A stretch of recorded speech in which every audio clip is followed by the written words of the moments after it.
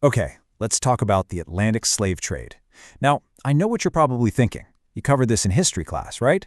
But here's the thing. There's so much more to the story. We're going to go deeper than the basics and really look at the complex economic and political machinery that kept this system running for centuries. So, let's get right into it. So, first things first, the sheer scale of this it's almost impossible to wrap your head around. We're talking about more than 10 million people. 10 million African people captured and forced onto ships and taken to the Americas over the course of almost 400 years. I mean, an operation of that size across 3 continents?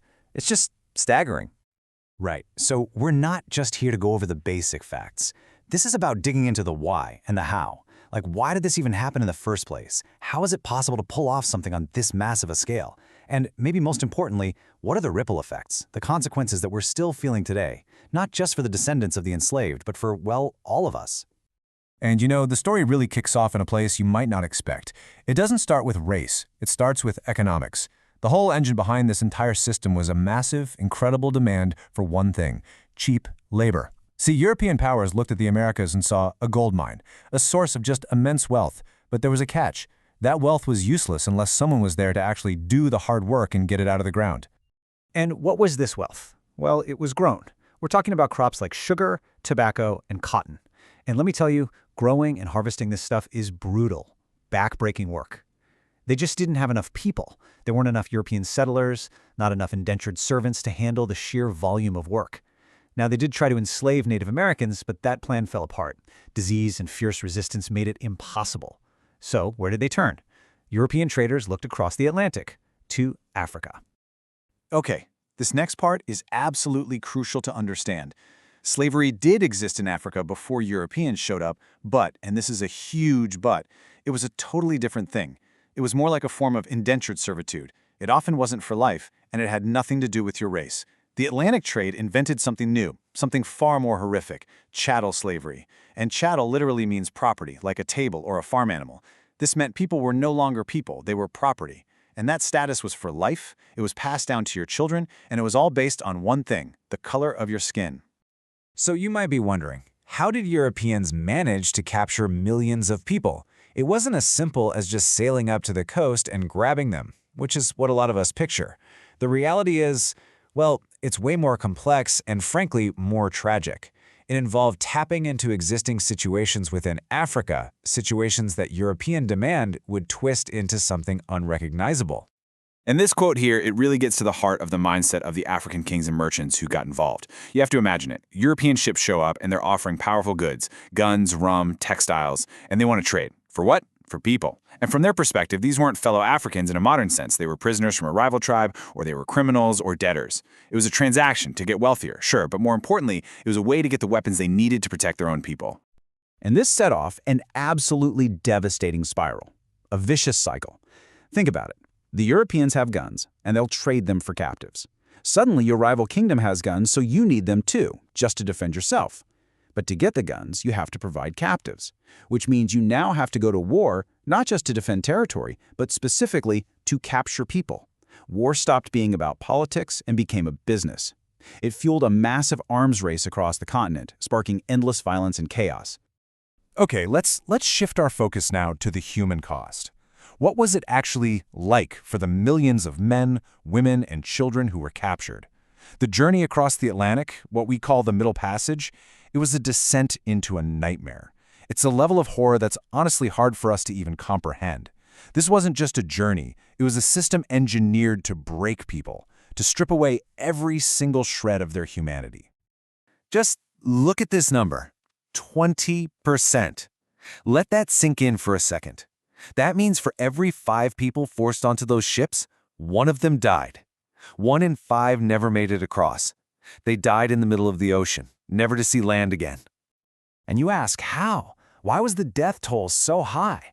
Well, the ship captains had a nickname: tight packers. Their goal was to cram as many human beings as physically possible below deck.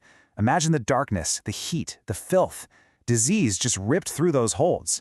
If you got sick, you were seen as damaged cargo. Often you were just thrown overboard.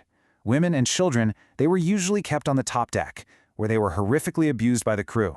The men were sometimes forced onto the deck to dance, a twisted, cruel form of forced exercise, meant to keep their muscles from atrophying and to crush their will to rebel. The dehumanization was just total.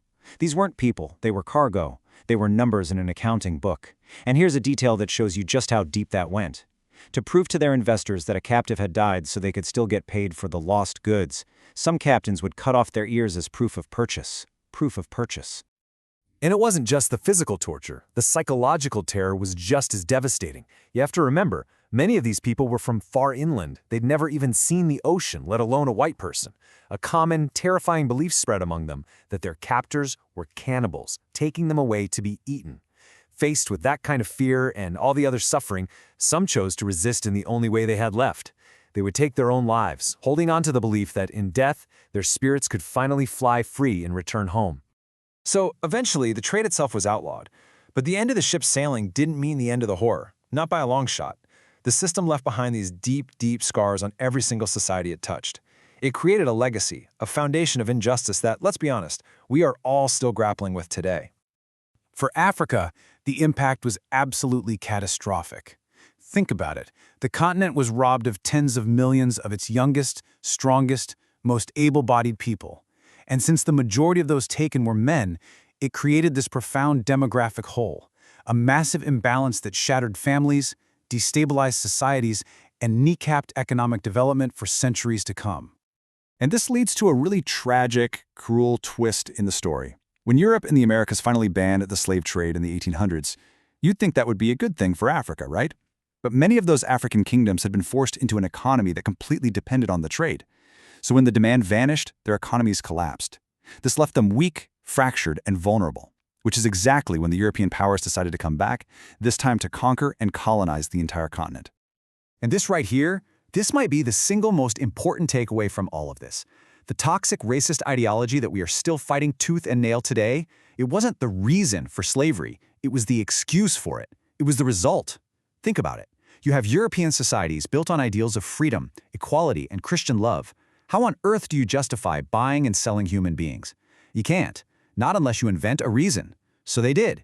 They built this entire pseudo-scientific theory that Africans were biologically inferior, that they were somehow less than human, destined to be slaves. It was a lie created to justify the unbelievable profits being made from unimaginable suffering.